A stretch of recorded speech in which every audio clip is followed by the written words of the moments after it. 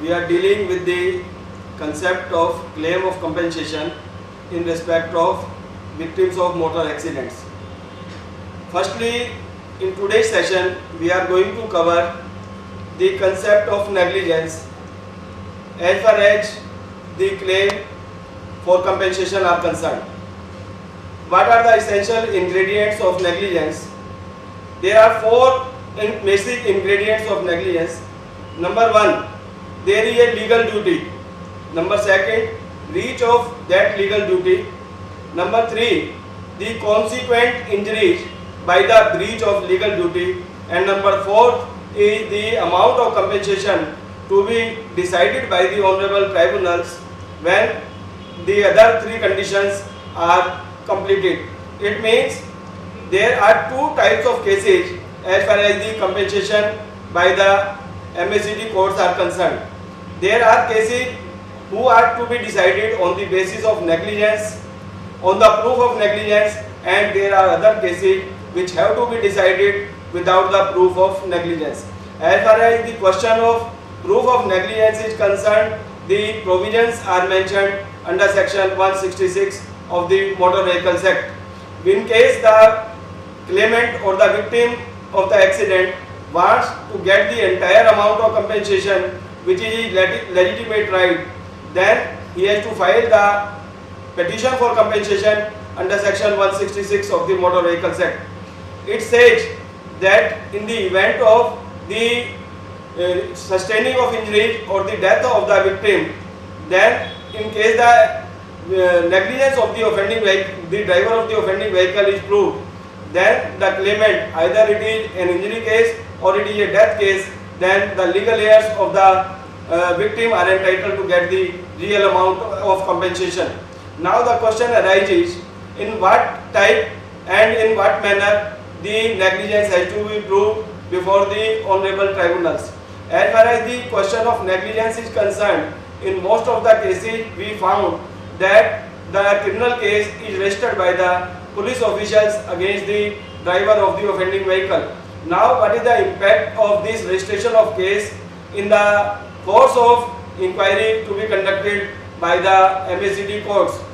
There may be cases wherein on the basis of the registration of criminal case we can decide that the driver of the offending vehicle was at fault and due to his fault the victim has sustained injuries or he has died due to the injuries sustained in the accident. But there may be other cases wherein it is not possible to go through the only contents of the registration of case and we have to see other factors also, because in those cases wherein if we are going entirely as per the registration of the criminal case, then there may be cases wherein the victim of the accident has also contributed something towards the cause of the accident. Generally the criminal case is registered only against the driver of the offending vehicle, but we find that there are so many judgments up to the Honorable Supreme Court wherein the Honorable Supreme Court reached to the conclusion, yes, there may be a registration of case against the driver of the offending vehicle, but in some cases even the victim of the accident had also contributed something towards the cause of accident, and in those cases the share of the negligence on the part of the victim has been deducted by the honorable higher courts. Therefore, we can say that the registration of criminal case may be a relevant factor at the time of decision of the MACD cases, but that is not the only and sole criteria to determine whether the negligence of the driver of the offending vehicle was there or there were some other factors also. The concept of negligence further can be viewed in respect of the maxim res ipsa loquitur. There may be cases wherein it is not possible for the claimants to prove the rash and negligent driving on the part of the driver of the offending vehicle. But in those cases, if the claimant are able to prove that by mere the proof of negligence on the basis of the circumstances many times speaks itself, which shows that the driver of the offending vehicle was at fault. For example, we can take, suppose a person was going on foot on the road and the car driver came from back side, the speed was so high that after hitting the injured, the car fell in a ditch,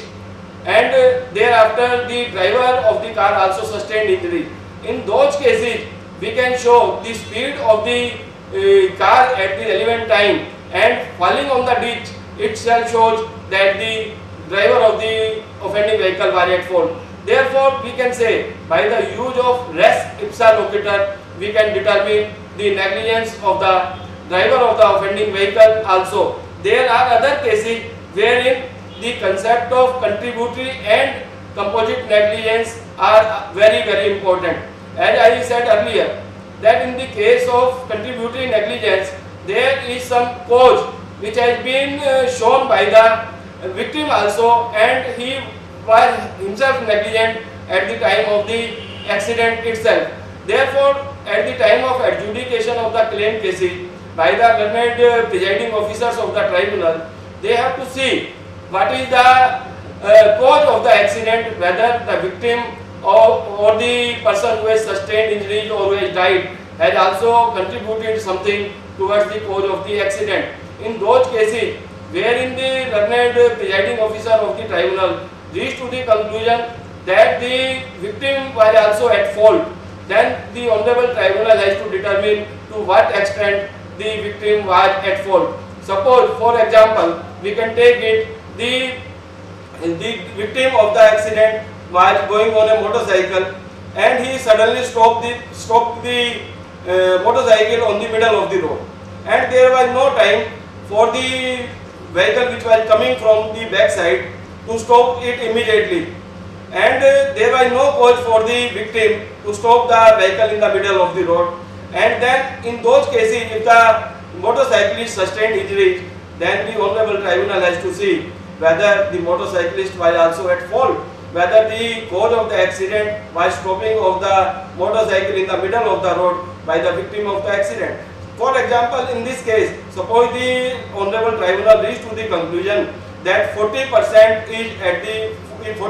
the fault of the victim of the accident also, and 60% is the fault of the vehicle which came from the back side. Then in those cases, 40% of amount of compensation has to be deducted from the final amount of compensation, and the victim of the accident is entitled to get only the 60% of amount of compensation and not the 100% of amount of compensation. This is a concept as far as the contributory negligence is concerned. The another concept is composite negligence. In that case, the victim of the accident is not at fault, but there are more than one vehicle involved in the accident, and the negligence has taken place by the use of vehicle and by the negligence of the both or more than one vehicles involved in the accident. We can take the example. For example, suppose a person is traveling in a bus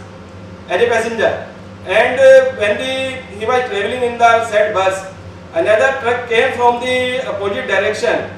Because of the negligence on the part of the driver of the bus and the negligence on the part of the truck driver, both collided, as a result of which the passenger who was traveling in the bus sustained injuries. Now the question arises, there are more than one vehicle involved in the accident, or the negligence has been caused by the use and the negligent driving on the part of both vehicles, but the victim who was traveling in the bus was not at fault. In those cases, these are the cases called as composite negligence. In those cases, it is the option of the victim either to claim the amount of compensation from the driver, owner and insurer of the bus, or he can claim the amount of compensation from the driver, owner and insurer of the truck. In those cases, it is the entire option of the claimant, and his amount of compensation is not liable to be deducted, and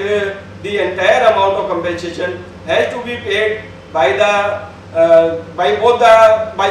any of the tortfeasor, by few of the tortfeasor, or by all the tortfeasors. Meaning thereby, in those cases of composite negligence, the rights of the victims are protected and they are entitled to get the entire amount of compensation from the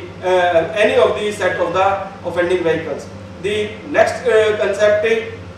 wherein we can claim the amount of compensation without the proof of negligence of the driver of the offending vehicle. These are cases. First of all, we have to claim the amount of compensation. We have to discuss section 140 of the Motor Vehicles Act, which says that the amount of compensation provided under section 140 of the Motor Vehicle Act is interim compensation. This interim compensation has to be decided by the honorable tribunals firstly and on priority basis, and this amount of compensation which is awarded towards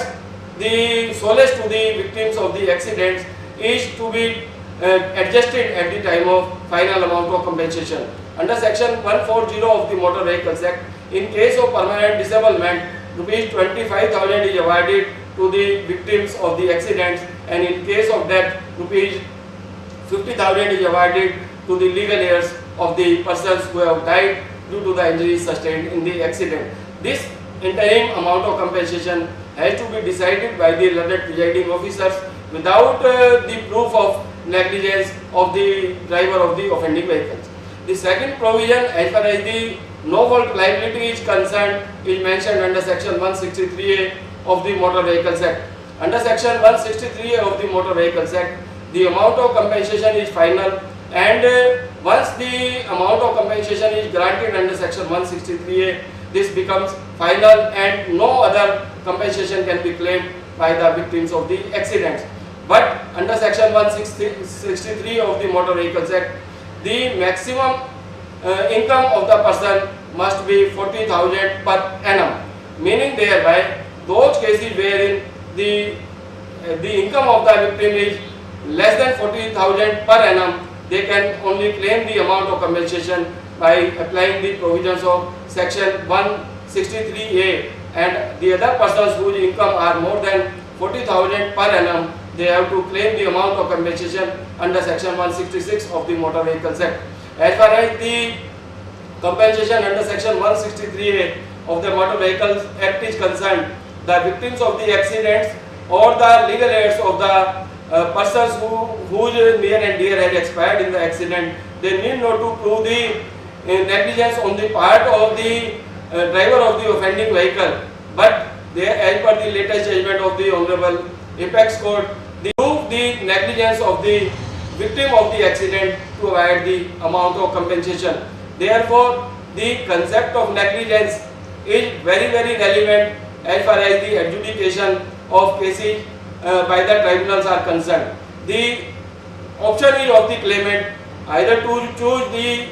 petition under section 163A of the Motor Vehicles Act, or if he wants to get the entire amount of compensation, then he has to claim the amount of compensation under section 166 of the Motor Vehicles Act. In case the victim is choosing to claim the amount of compensation under section 166,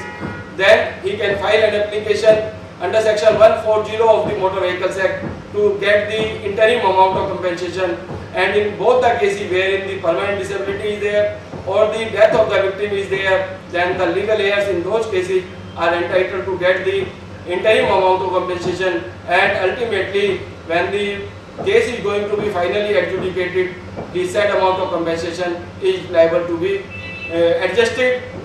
towards the final amount of compensation. Thank you.